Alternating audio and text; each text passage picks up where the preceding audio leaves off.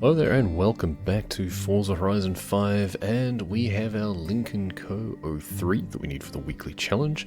Annoyingly, the first thing we have to actually do is spend 60,000 credits on upgrading it. I've already upgraded this, so what we're going to have to do is actually swap the engine out, I think, because that's 50 grand. We don't actually want to do that tuning, and we certainly don't want rear-wheel drive drivetrain, but you know what? There's 60,000. We should then be able to just install that, and then we should be able to just come straight back in here and undo that work to what we previously had. I'm going to have to go back and re-equip all of the other upgrades too. Thankfully, this style of engine, there's not actually all that many options. Oh, it looks like the turbo also wasn't something that I'd done. Yeah, 798, it was 800. What else am I missing? What would have been affected by the change to rear-wheel drive? Possibly the drivetrain? Yes, there we go. So drivetrain. Let's put all this back to how it was before. There we go. We'll probably have lost our tuning as well, but I doubt I did much for it. Alright, that should allow us to proceed. Alright, with that out of the way, we can now do some proper racing. And we need to win a street race. So we've tuned it back up again to make sure that the gears should hopefully give us the acceleration we need. Also the aerodynamics, which for some reason, I think it was just the defaults, but it just seemed to be set way too much towards the cornering side of things. And while cornering is very important, we're not going super fast a lot of the time. The gearbox in this thing is actually completely excessive because it's got like 8 gears and it extends way up the top speed range into the 300k an hour and more. We can't actually do that. Very excessive. That's probably more for the engine that we swapped to briefly and then came back from. We've just kept this as being an A-class car instead of pushing into S1.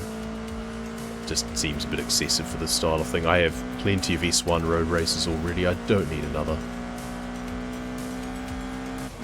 So most of this is concentrated through the middle, and that means we can get away with not having an insane aerodynamic drag and everything for the sake of cornering. And now on the downhill stretch.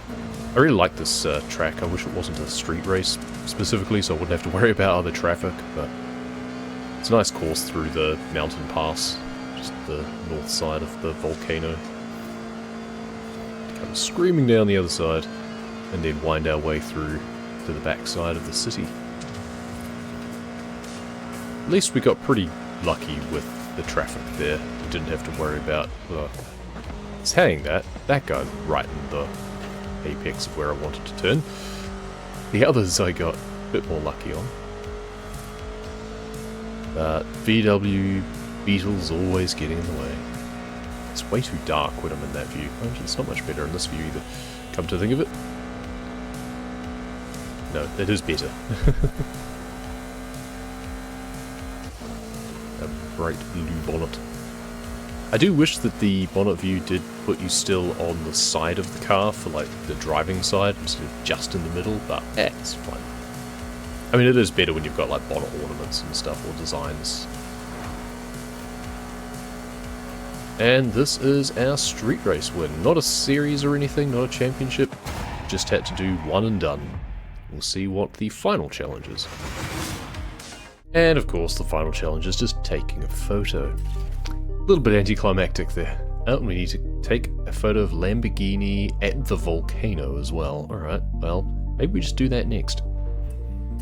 Oh, we got the Lamborghini, we're at the volcano, we'll take the picture and get that one in the back.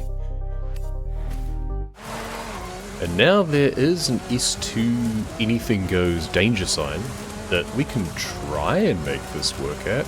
But I don't hold out much hope, because it's in the desert, which means we're not going to be gripping very well in a hypercar. And we've got to, once again, get way more than what our PB even is. And I remember this one being somewhat problematic just to get 3 stars. We need to get 460 meters. Not even close. So, what would be better for this? Our Ultima, while still very nice, is not quite as just futuristic cool as the Lamborghini. Alright, let's see if we can get a good lineup on this danger sign again.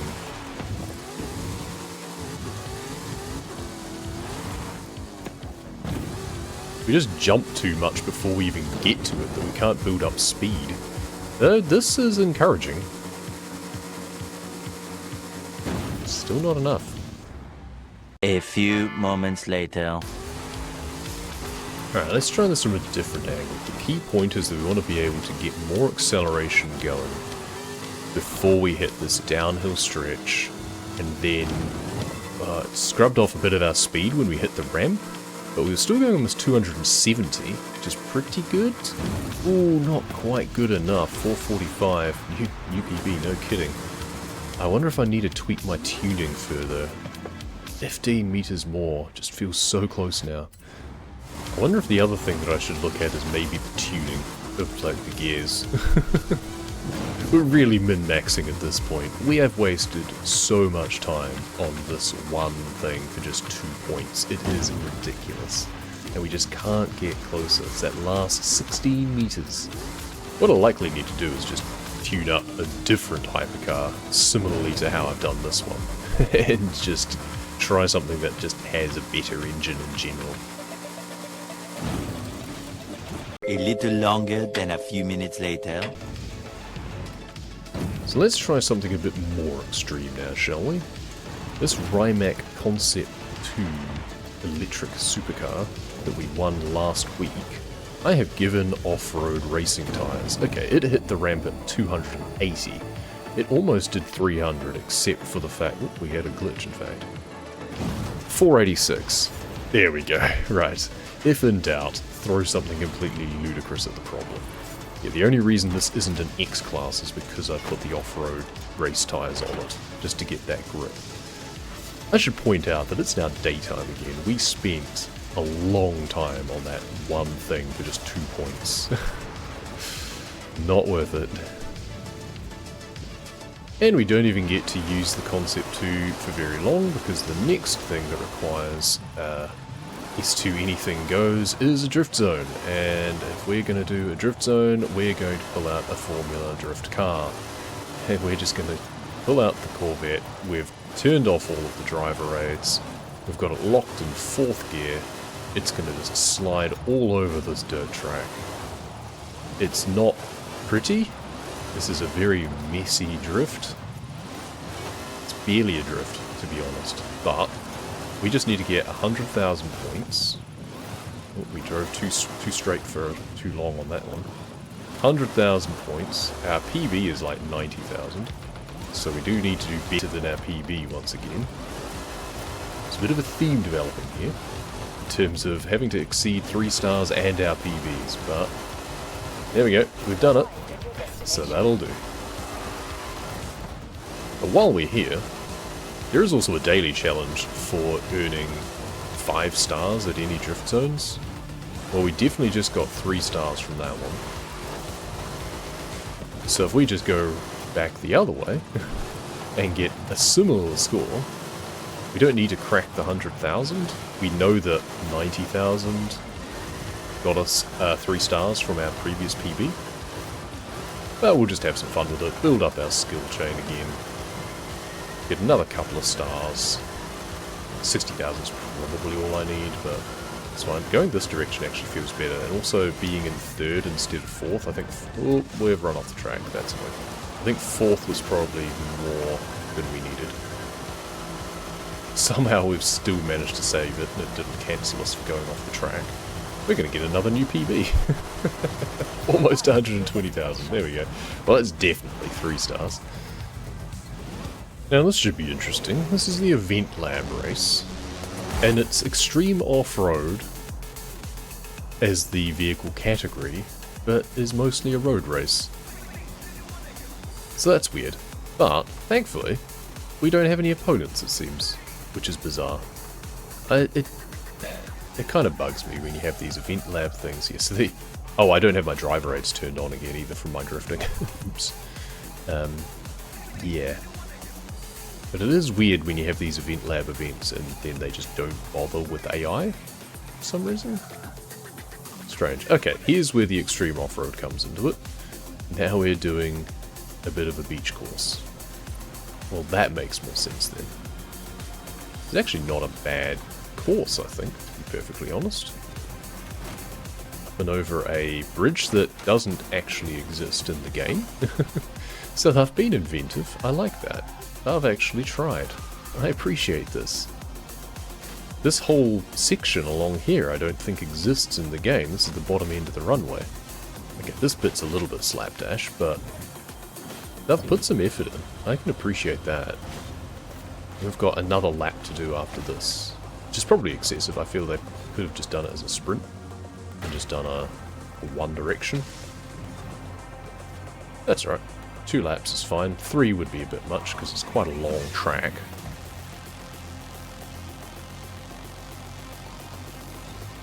It feels so weird. I had the same thing last week with the Hyundais that we were racing, where you just don't get the same feedback.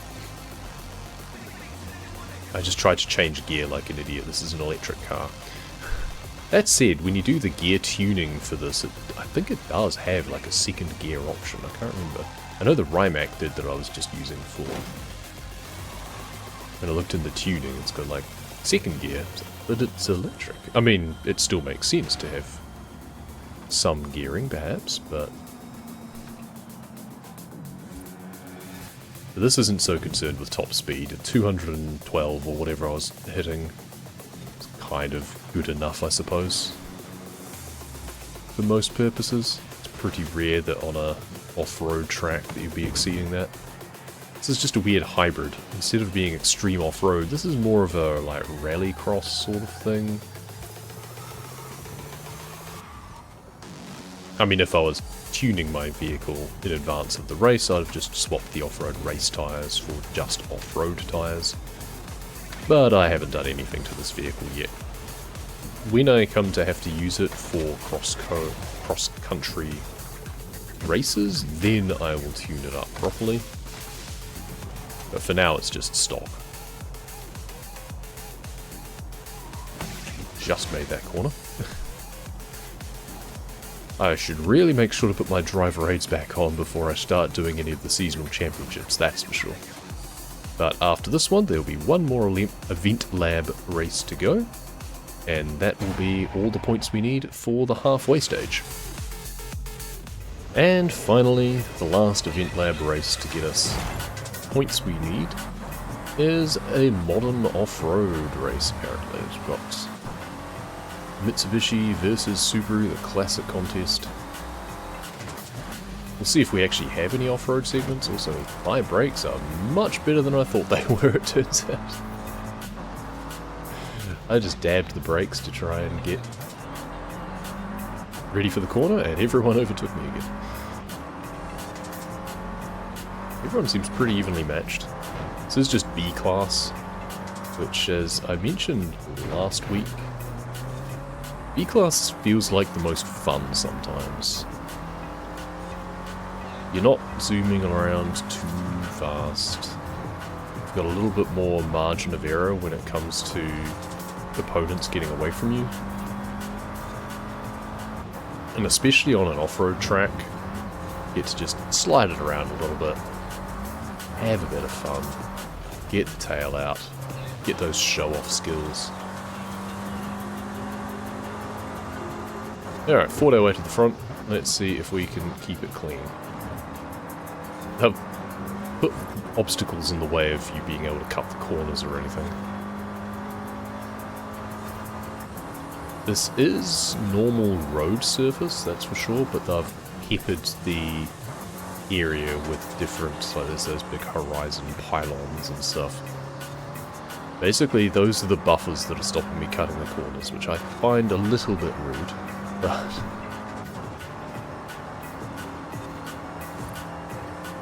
and then just peppered around these big horizon wilds posts as additional checkpoint markers, which is interesting.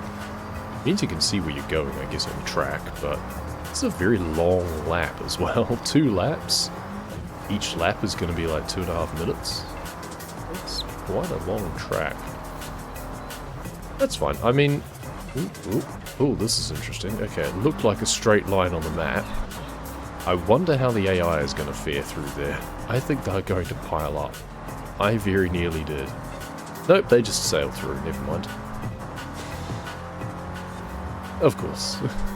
Sometimes they struggle with things that seem really simple on the track, and then complex maneuvers like that, they're fine with, apparently. We'll have to try and remember that on the second time through. Yeah, I don't mind the fact that it's a bit of a longer track in many respects. A lot of them are all very similar length. Even when they're different distance. Like when you're going through the monthly rivals, or the rivals list for all of the tracks, there's some that are varying lengths. Some of the sprints are like 6 kilometers, 8 kilometers. But they're generally all in the configuration of corners and straights and stuff. They take about the same length of time to complete. Even if there's more distance, that'll probably just be some nice long straights that you can go really fast. Having some longer races, I think, is not a bad thing.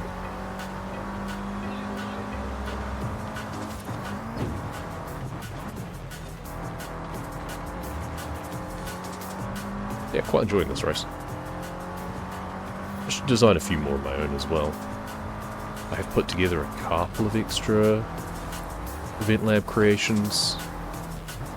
It's obviously my Coast to Coast that I've featured before, I think, and the Thunder Gauntlet, but obviously that was just a specific template of an existing track.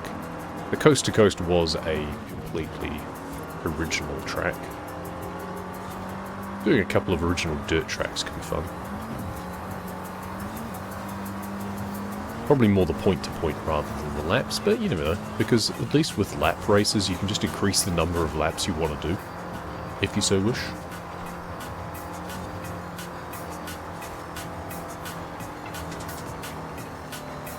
Oh, and we forgot about this again. After saying to myself, I've got to remember about that thing at the other end. Didn't. Buried myself straight into the barrier on the end, and everyone catches up. That's fine. At least we had enough of a lead that we didn't feel we had to rewind or anything. That was an interesting way to finish.